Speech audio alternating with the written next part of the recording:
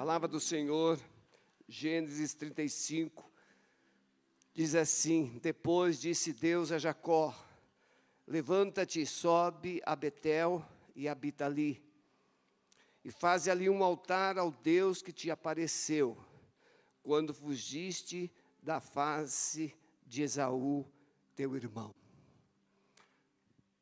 Nossa palavra hoje é uma palavra que talvez encaixe no coração de cada um de nós, quando Deus nos chama de volta para casa.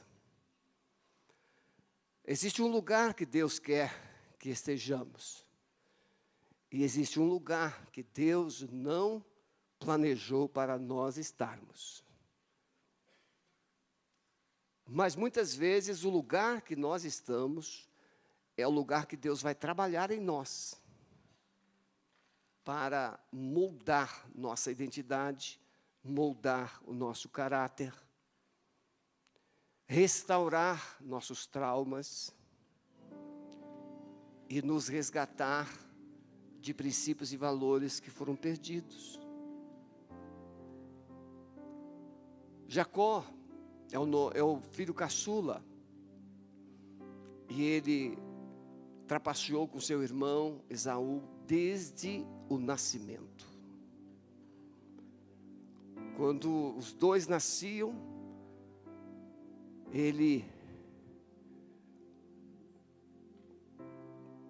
parte do corpo do irmão saiu primeiro, amarraram uma fita, era assim, amarrar uma fita, mas ele puxou a mão do irmão para dentro do ventre de novo, e ele nasce primeiro. Ele já entra ali. Usurpador. Adulto, ele engana o seu irmão.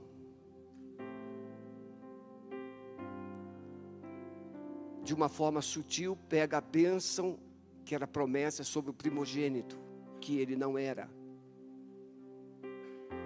E ele é abençoado.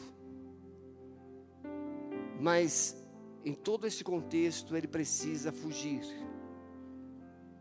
E orientado pelos pais, ele vai para a casa de Labão, que é da casa de sua mãe.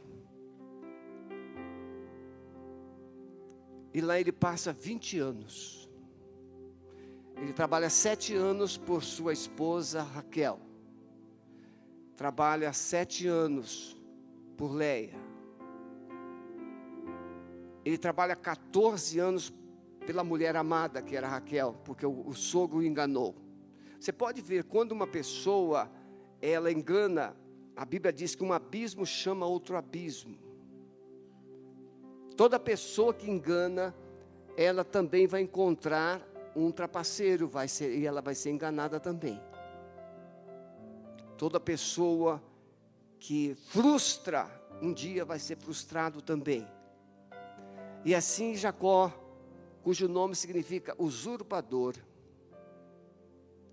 ele trabalha 14 anos como um servo de Labão, sem receber nada, somente pelo direito de casar com as suas 2 filhas. Mas ele queria casar com uma só. Mas o sogrão deu um jeito para ele levar logo as 2.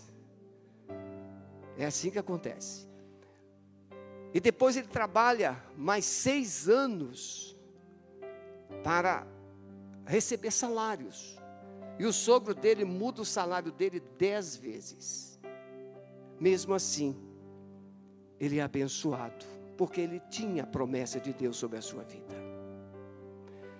Muitas vezes nós estamos no lugar onde somos abençoados materialmente, fisicamente, prosperamos até, mas não é o lugar onde nos sentimos realizados, onde nos sentimos completos.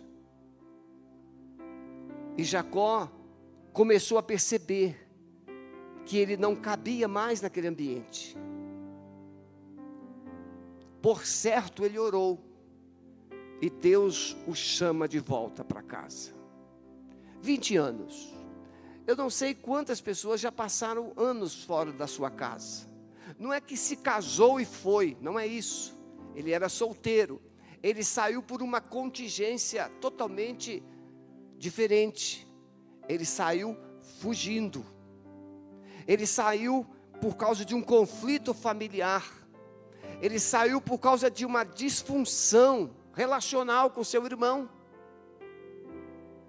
E se nós analisarmos bem, são esses os motivos até hoje, que as pessoas deixam o seu ninho, a sua casa, a sua família, deixam aquelas pessoas para trás, pessoas que ela ama, mas por contingências, por circunstâncias, ela é compungida, incitada a sair,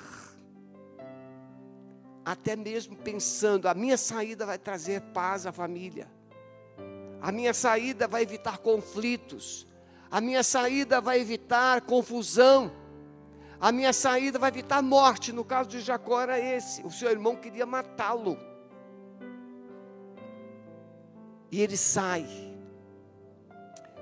Preste atenção, todos que saem, um dia, ouvirão uma voz no coração, que está na hora de voltar. Lembra do filho pródigo? Ele saiu também, mas um dia ele cai em si, e ele relembra da sua casa, do seu pai, da sua família, e ele percebe, com frustração, que a sua escolha não foi a melhor escolha, e ele retorna. Gente que sai com cabeça erguida, gente que sai com queixo empinado, gente que sai batendo o pé no chão, gente que sai com desaforos, sempre retornarão quebrantados, constrangidos, ou por arrependimento, ou por vergonha, por perdas, mas retornarão. Jacó agora é um homem rico. Jacó agora tem 11 filhos. O Benjamim vai nascer no meio do caminho de volta, no trajeto de volta. Jacó levou 5 anos para sair do lugar onde estava, para chegar no lugar que Deus o mandou ir. 5 anos. Mas pastor, era tão longe assim? Não, é que o Jacó não era fácil de lidar. Deus o mandou ir para Betel, e Jacó foi para Siquém, e ficou lá em Siquém 5 anos. Então esse caminho de volta, ele pode ser um caminho também de aprendizado, porque nesse caminho em que nós obedecemos pela metade, Deus diz assim, ó, levanta-te, e vai para Betel, onde eu te falei, onde eu fiz uma promessa a você, que eu iria te abençoar. Vai a Betel e lá levanta um altar ao meu nome. E ele vai para Siquém e levanta lá um altar, compra uma propriedade e fica por ali 5 anos. Nesse interregno de tempo, ele perde a sua filha, é estuprada, os seus filhos matam, derramam sangue inocente, e o seu pai morre. Perdas. Jacó está aprendendo. Eu quero compartilhar com vocês 3 coisas, pelo menos, para a gente aprender o caminho de volta. Primeiro, entender que o caminho, quando Deus nos chama para voltar, esse chamado pode ser acompanhado de mais sofrimento e de mais perdas, porque é um chamado que está sendo obedecido pela metade, está sendo obedecido parcialmente, por partes, não completo. Deus chama Jacó, mas ele não vai direto, ele vai construindo coisas pelo caminho. Tanto a morte de Raquel, o nascimento de Benjamim, a morte do seu pai, devem ter causado muita dor, muito sofrimento em Jacó. Mas a gente aprende aqui que não importa quantas vezes fracassamos, mas entender que podemos e devemos ouvir e obedecer a voz de Deus e retornarmos para o lugar onde Ele está nos chamando. Não é difícil a gente encontrar pessoas e conversando, e a pessoa vai mostrando o itinerário da sua vida, o trajeto da sua vida. Tem gente que já rodou o Brasil todo, foi trabalhar no estado A, no estado B, C, D, e circulou por lugares dos mais variados, procurando resposta para a sua vida, e ele vai encontrar resposta no lugar onde saiu.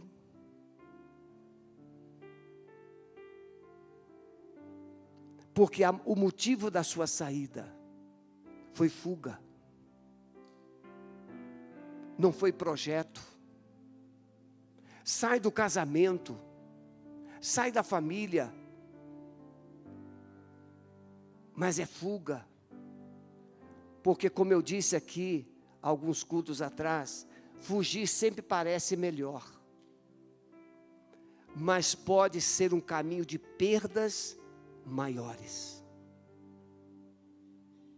Então, gostaria que você prestasse bem atenção, que talvez Deus esteja redirecionando. Eu vou citar aqui, só citar, pessoas como Jonas, que Deus manda ele para um lugar, ele vai para outro, e onde Jonas chega, causa sofrimento. O apóstolo Pedro, ele disse para Jesus que daria por ele a sua vida, mas ele nega Jesus 3 vezes. E depois da ressurreição de Jesus, ele vai ser tratado, vai ser reconduzido, vai ser chamado de volta para o lugar, para a posição que ele nunca deveria ter deixado, que era de liderar os discípulos. O filho pródigo.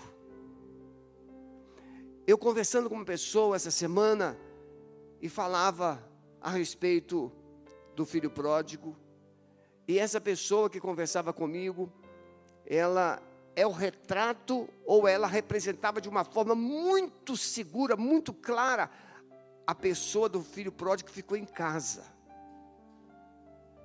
Aquela pessoa legalista, que acha que Deus nunca deu nada para ela, enquanto na verdade ela é a dona de tudo. O filho pródigo que sai, sabe que é filho, sabe que é herdeiro, por isso reivindica a sua parte. E quando ele se dá mal, ele se arrepende e volta para casa, porque sabe que é filho. O filho pródigo que não saiu, não se sentia filho em circunstância alguma. Por isso ele não saiu. Ele se sentia escravo. Tinha que lutar por sua sobrevivência. Mas o pai disse-lhe: tudo que eu tenho é teu. Mas ele disse: o Senhor nunca me deu um cabrito sequer. São exemplos para mostrar como que tem gente dentro de casa, tem gente dentro da família, precisando voltar para casa. Porque estão perdidos dentro de casa. Estão longe dentro de casa. Eu já disse muitas vezes que a solidão, a pior solidão, não é a ausência de pessoas. A pior solidão é a ausência de aceitação. É quando você está num meio, quando você está num ambiente, quando você está numa família, quando você está num grupo, quando você está numa empresa, quando você está em qualquer lugar que tem movimento de pessoas, mas o seu coração não se sente amado, aceito, apreciado, valorizado. Essa é a solidão pior. É o peixinho fora d'água. Mas Deus quer te chamar de volta para casa. Não podemos retornar para casa, não podemos retornar para Deus com obediência pela metade. Fazer uma parte e não fazermos tudo que Deus mandou. Obediência pela metade pode produzir mais dores e mais perdas. Muitas vezes a pessoa diz assim: pastor, eu sou dizimista. Mas pode ser um dizimista pela metade. Quer ver um exemplo? Uma pessoa tem um salário de X, e aí ele pega 3 empréstimos, consignado ou empréstimo na empresa, e ele recebe então somente 1/3 do X que ele ganha. Ele vai dizimar daquele 1/3. Mas foi Deus que pegou o empréstimo ou foi você?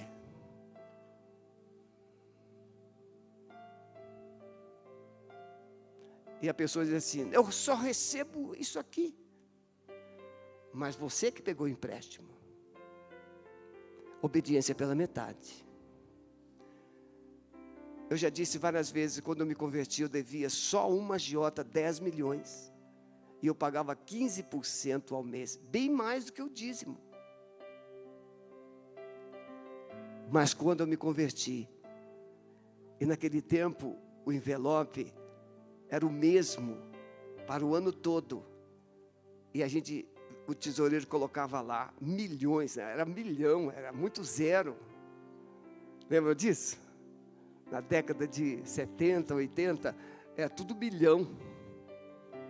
Depois foram cortando zeros, ficou aí. Hoje tem até menos zero demais, né? Mas Deus nunca deixou eu dizimar pela metade. Eu fui dizimista. Eu e minha esposa aqui na construção desse templo, nós decidimos dizimar 20% durante toda a construção. Nunca faltou. Porque quando você obedece por completo, a bênção de Deus vem, a promessa de Deus vem de forma completa, plena. Em segundo lugar, irmãos, precisamos ouvir e obedecer o chamado de Deus. O caminho de volta implica em purificação, santificação. Deus manda Jacó que ele se purificasse a sua família, se livrasse dos ídolos, tomasse um banho, trocasse as roupas. Irmãos, não dá para voltar para Deus com os trapos. Até dá, mas quando chega na presença de Deus, os trapos precisam ser trocados. E aí Jacó chama a família, manda que eles joguem os ídolos fora, manda que eles tomem um banho, porque, irmãos, a cultura brasileira é uma cultura diferente, né? Você conhece nações aí, países que a pessoa toma um banho por semana, não conhece? Eu estou falando com gente aí lá de lá. Você conhece lugares que a pessoa vai lá na panificadora e compra o pão e não... Aqui no Brasil, irmãos, é tudo luxo. Você vai lá na panificadora, coloca numa sacola de papel e coloca a sacola de papel dentro de uma sacola plástica e você vem com a sacolinha na mão.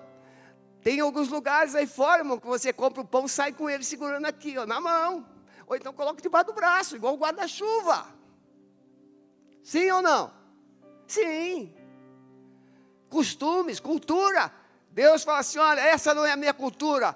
Troca essas roupas, tome um banho, veste roupas novas, porque está na hora de voltar para casa. Deus está falando com você nessa noite. Está na hora de você voltar para casa. E essa volta implica em deixar para trás coisas que você nunca deveria ter associado à sua vida. Pedro escreve na segunda carta, capítulo 2, primeira carta, perdão, ele diz assim: deixando toda amargura, deixando para trás, coisas que precisamos deixar. Não adianta voltar com o coração enfeitiçado pelo ódio. Não adianta voltar com o coração aprisionado pela mágoa, pelo ressentimento. Não adianta voltar com um coração cheio de ofensa. Não adianta. É preciso voltar, mas com vestes novas, com um coração novo, uma mentalidade nova. E isso só Jesus pode te dar. Quando Deus chamou Israel para sair do Egito, o que Deus fez? Mandou Moisés ir lá. E disse: deixa o meu povo ir. Bem, conhecemos a história, 10 pragas e o povo sai. O povo sai, o Egito fica para trás. Mas, quando eles atravessam o Mar Vermelho, Moisés vai descobrir que eles trouxeram o Egito no coração. Estavam cheios de mágoas. Por isso se deram no lago de Mara. Foram beber água e a água estava amargosa. Você pode mudar de endereço, mas o sabor da vida vai continuar o mesmo.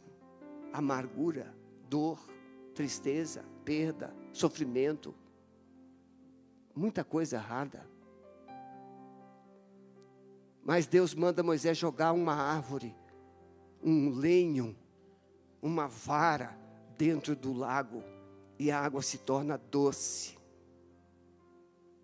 Aquela vara ou aquela madeira tipificava a cruz, que leva nossas dores. Ele levou sobre si as nossas dores, levou sobre si os nossos pecados, levou sobre si as nossas enfermidades, e Ele leva também o nosso passado.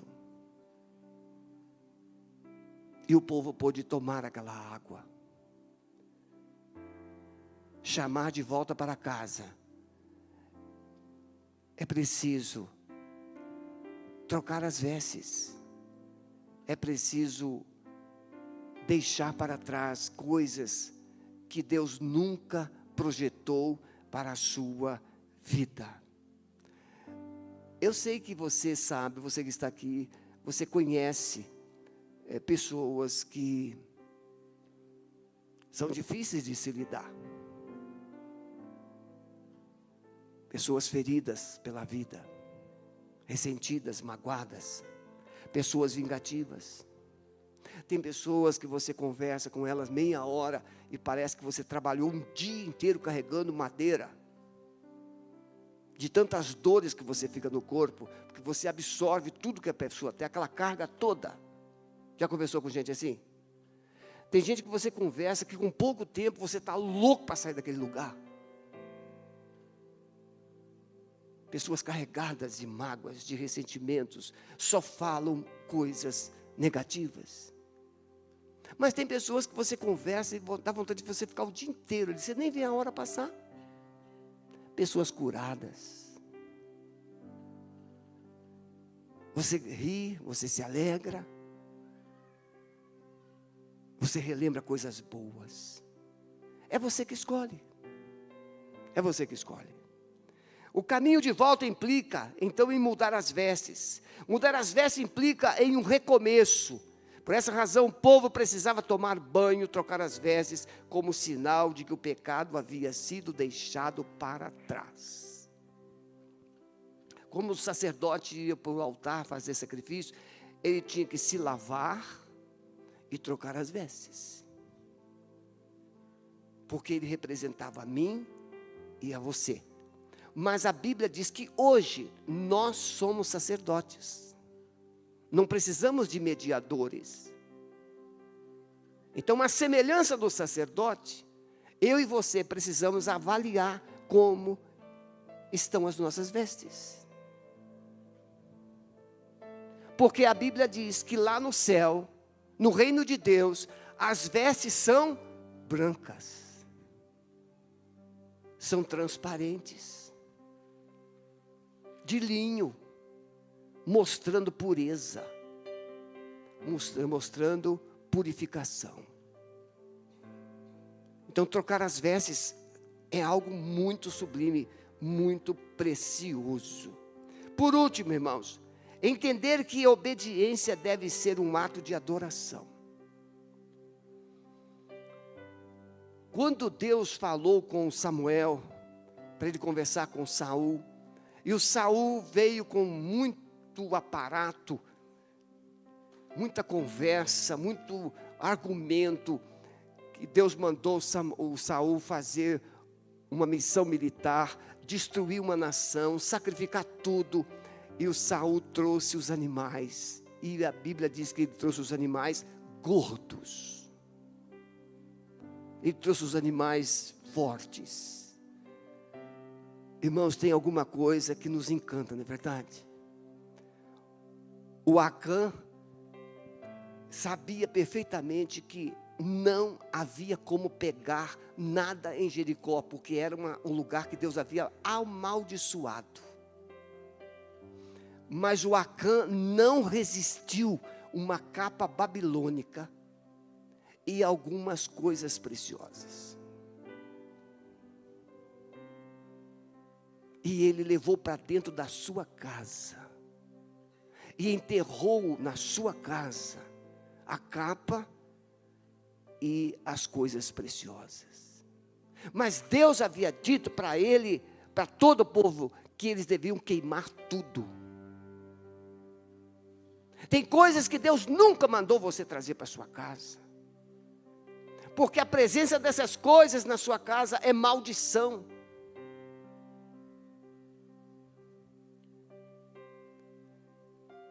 Obedecer a Deus é muito melhor do que o sacrificar, disse Samuel para Saul. Aí o Saul, tentando se justificar, ele disse: não, eu trouxe esses animais todos para sacrificar ao Senhor.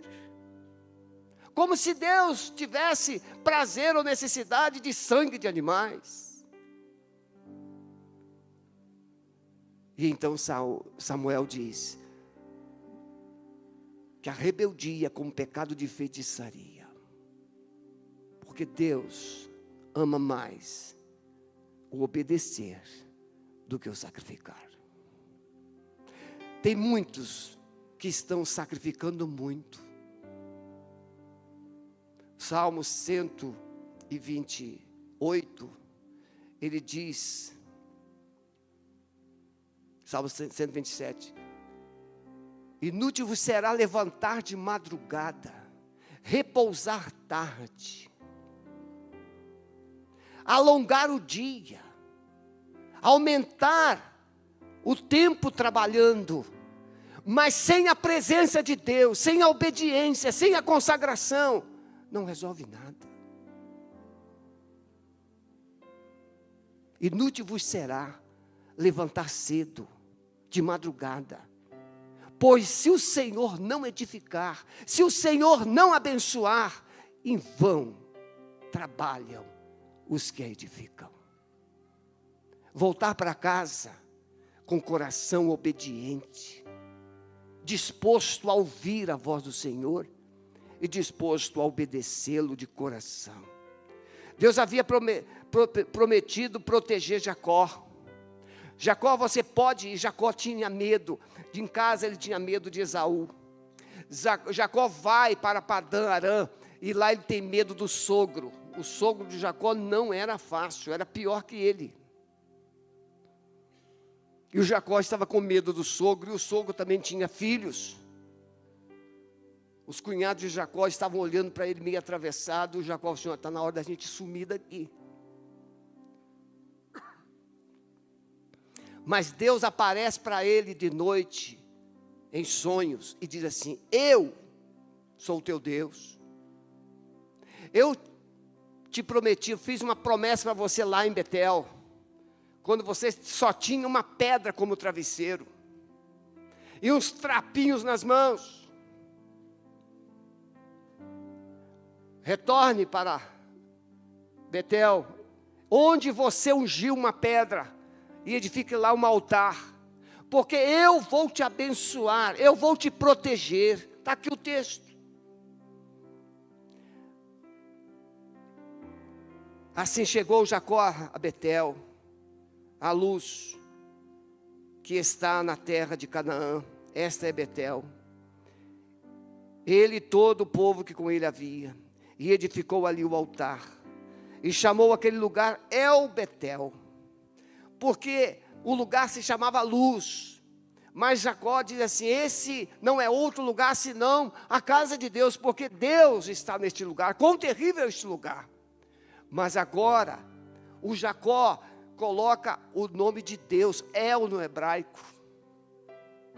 Ele coloca o nome de Deus na frente, porque Jacó entende que não é o lugar, é quem está neste lugar. Em qualquer lugar que Deus te mandar, aparentemente pode ser depreciativo, pode ser inferior, pode ser difícil, pode ser qualquer coisa, mas se Deus mandou, é lá que a bênção estará. E o Jacó aprende, mesmo lutando tanto, 20 anos ele aprende, 25 anos ele aprende, e ele vai dizer: é o Betel, porque agora não é casa de Betel, não é casa de Deus, agora é o Deus da casa, que faz diferença. É quem é o Deus que está na casa, não é o tamanho da casa, não é a mobília da casa, não são a quantidade de pessoas que moram na casa, é se o Deus Todo-Poderoso está na casa. Porque se a presença de Deus estiver, o mais é troco, tudo mais é troco. Jacó aprendeu que não é o lugar que estamos que faz a diferença, mas a presença de Deus. E aí?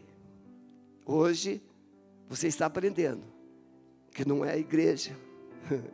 Eu vou sair dessa igreja, vou para outra. Não é a igreja, é o Deus que está lá.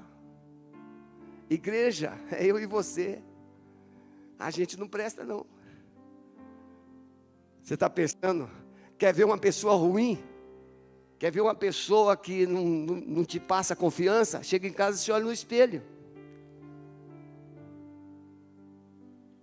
Nós somos instáveis. A gente muda todo dia, toda hora. Mas o nosso Deus, a Bíblia diz que Ele é o mesmo ontem, hoje e eternamente. Ele não muda. E nele não há nem sombra de variação. Ele é o mesmo. Nele você pode confiar. Irmãos, eu falo aqui com muito carinho. No mínimo 90% dos cônjuges já fizeram promessas de mundos e fundos uns para os com os outros. Meu amor, você, e começa com um discurso de conversa fiada, e fala. Ele, seja ela, e promessas, e principalmente aqueles momentos áureos. Né, Watson? Né, neguinha? Aqueles momentos assim, que esse negócio de funciona até chegar ao moinho, onde tem uma pedra para girar. Nós mudamos. Você lembra quantas vezes você já mudou? Algumas vezes você nem se conheceu. Não quero ser duro. Eu sei, meus irmãos, eu estou falando de mim.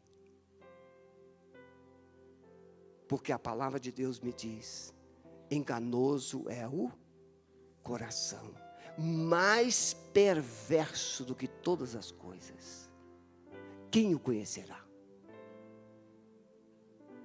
Nós somos assim. Mas quando Deus age na nossa vida, a gente consegue resplandecer alguma coisa boa. A gente consegue produzir, frutificar coisas boas. Então 90% dos momentos da nossa vida, eles são de altos e baixos. Mas se voltarmos para Deus e permanecermos com Ele, é a presença dEle que vai nos estabilizar. Deus reafirma suas promessas quando voltamos para casa. Olha o que Ele diz, Gênesis 35, 9 a 12. E apareceu Deus outra vez a Jacó, vindo de Padã Arã, e abençoou-o, e disse-lhe Deus: o teu nome é Jacó, não te chamarás mais Jacó, mas Israel será o teu nome. E chamou-lhe Israel, e disse-lhe mais Deus: eu sou o Deus Todo-Poderoso, frutifica, multiplica-te, uma nação, sim, uma multidão de nações sairá de ti, e reis procederão dos teus lombos, e te darei a ti a terra que tenho dado a Abraão e a Isaque, e a tua descendência, depois de ti, darei esta terra.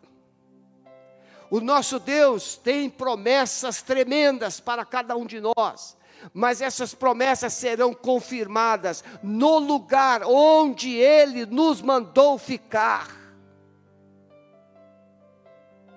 Volte para casa, e eu vou renovar minhas promessas com você. Volte para casa, e eu vou consolidar a minha palavra, as minhas promessas sobre a sua vida, sobre a sua casa. E eu te farei frutificar, eu vou te abençoar, eu vou te engrandecer. É isso que Deus fala. Feche os seus olhos, por favor. A restauração de Jacó estava consumada. Deus restaurou sua identidade. Deus restaurou a sua visão. Deus o realinhou no projeto, no propósito que Ele tinha para a sua vida. Agora Jacó estava no lugar certo. Jacó estava na visão certa. Estava no lugar certo. E você? Onde você está? Deus está te chamando para voltar para casa nesta noite. Você que está em casa nos acompanhando. Talvez você esteja brigando com você mesmo enquanto me ouve pregando nesta noite. Mas Deus está te chamando para casa. Está na hora de você voltar. Porque é voltando para onde Deus está te chamando que as promessas dele se cumprirão. Esse chamado pode envolver crises e perdas. Não pare, não se desvie, como ele disse para Josué, nem para a direita, nem para a esquerda.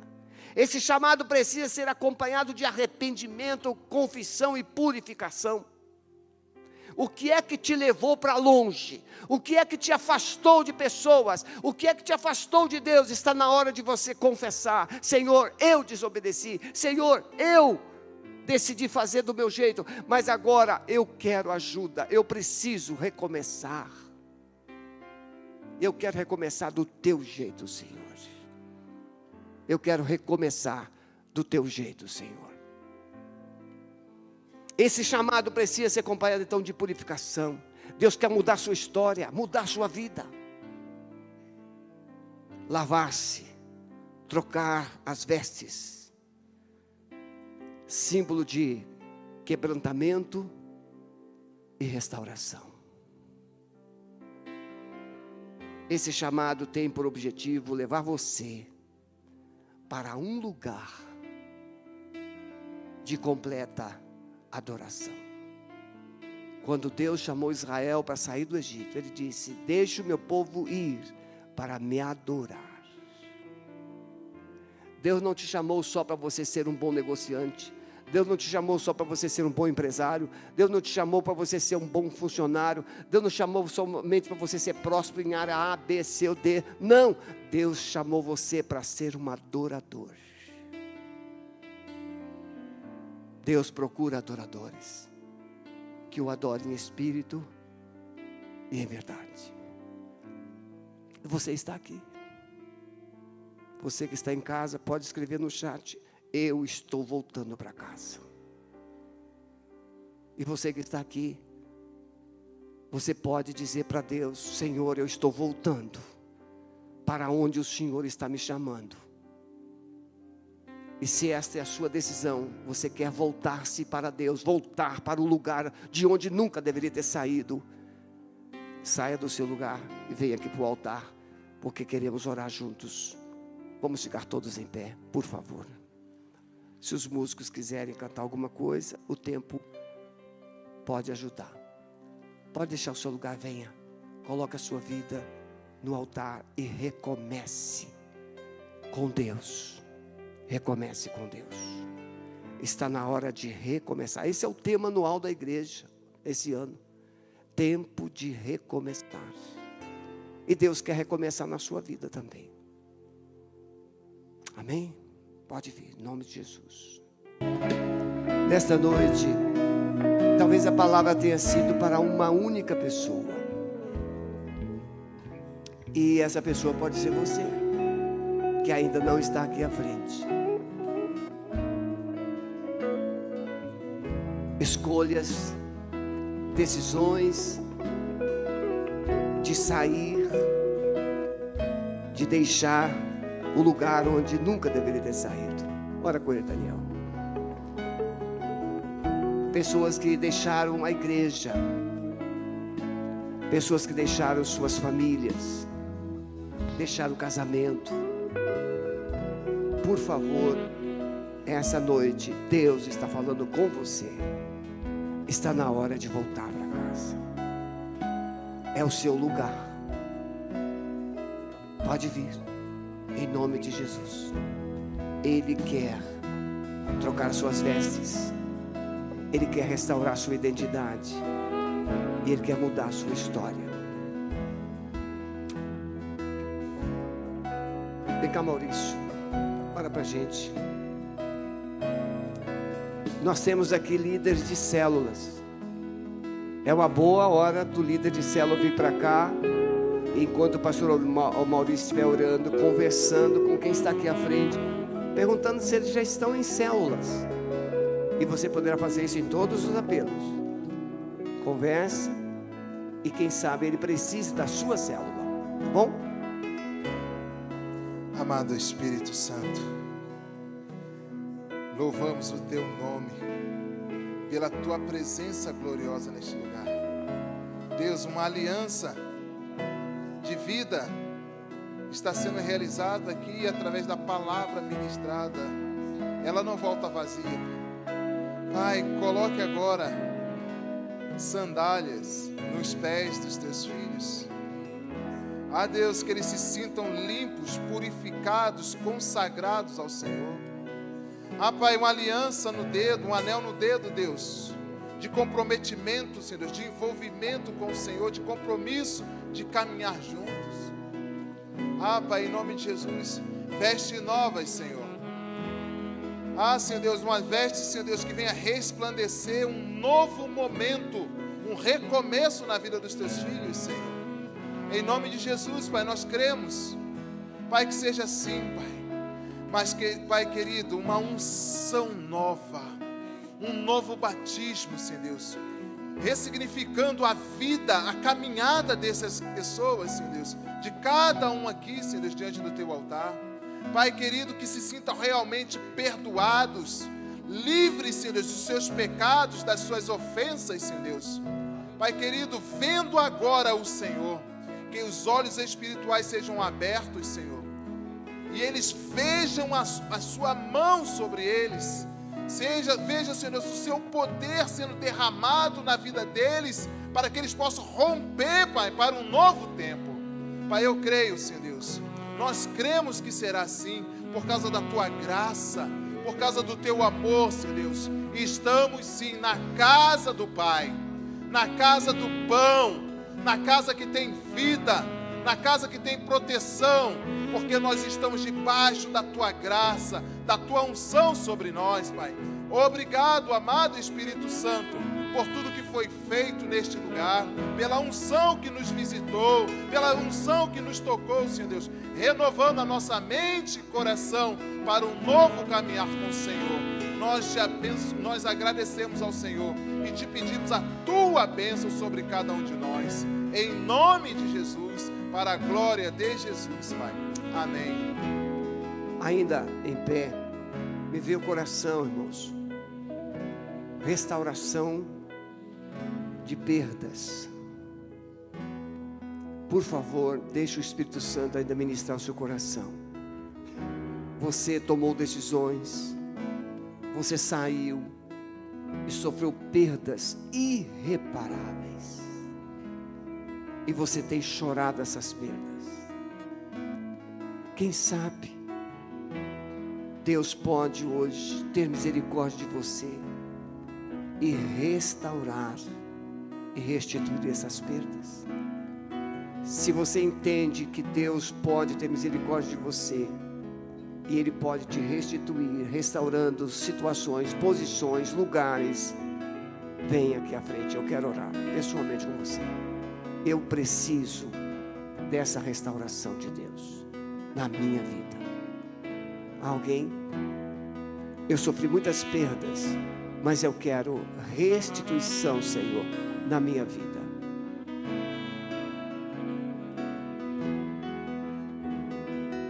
Muito bem. Amado Espírito Santo, Tu és aquele que não somente convence e traz a pessoa até Jesus, mas também é aquele que renova, trazendo uma nova mente, um novo coração. Restituição, Senhor. Tudo que foi sumido, tudo que foi perdido, tudo que foi roubado, nós lançamos uma palavra de restituição sobre essas vidas nesta noite. Nós abençoamos homens e mulheres, famílias que tiveram perdas por saírem do lugar de onde o Senhor nunca os mandou sair. Senhor, derrama graça, e um novo tempo começa nesta noite sobre esses corações, em nome de Jesus. Coloque as mãos assim. Que o amor de Deus, o nosso Pai, a graça maravilhosa de Jesus Cristo, seu Filho, e as consolações eternas do amado Espírito Santo, seja com a sua vida, seja com a sua casa, e com todo o povo de Deus espalhado em toda a terra, agora e para sempre. Amém. Você que está em casa, encerramos aqui a nossa transmissão. Que Deus te abençoe. Muito obrigado pela sua presença. E vocês que estão aqui, vão na paz. Que Deus a todos abençoe.